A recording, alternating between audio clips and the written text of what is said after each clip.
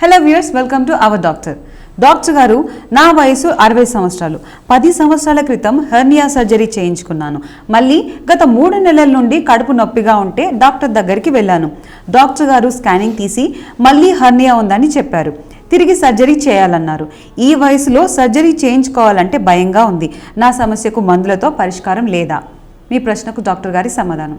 ఇప్పుడు హెర్నియా మనకి first time surgery చేసినప్పుడు కూడా అండి, మీరు అయిపోయిన తర్వాత మెష్ ఎక్కడైతే అతుక్కునేడానికి టైం కావాలన్నమాట. ఆ టైంలో సపోజ్ కాఫింగ్ ఎక్కువ ఉన్నా, పొట్ట మన మోషన్ టైట్ అవుతున్నా, యూరిన్ ప్రాబ్లమ్స్ వచ్చినా కూడా ఆ జాలి ఏదైతే ఉందో ఆ జాలి అక్కడ కరెక్ట్ అయిన ప్లేస్లో అతుక్కోకుండా కొంచెం పైకో కిందకో జరిగి ఉండొచ్చు.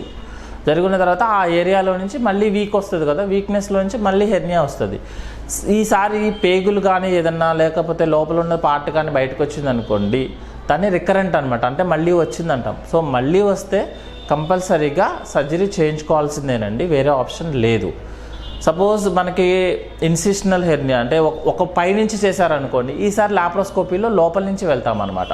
డిఫరెన్స్ అంతకుముందు ఆల్రెడీ కట్ చేస్తే లాప్రోస్కోపీలో వెళ్తాము, అంతకుముందు లాప్రోస్కోపీలో చేస్తే ఈసారి ఓపెన్లో వెళ్ళాల్సి వస్తుంది.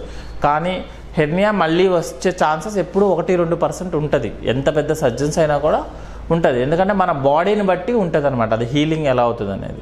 సో తర్వాత రికరెన్స్ వచ్చినా కూడా మళ్ళీ సర్జరీ చేయించుకోవడం. 60 సంవత్సరాలైనా, 70 సంవత్సరాలైనా, 80 సంవత్సరాలైనా మీ లైఫ్ మీరు ఎనస్థీషియాకి మంచిగా ఉంది, బాడీ మంచిగా ఉన్నప్పుడు సర్జరీ కంపల్సరీ అండి.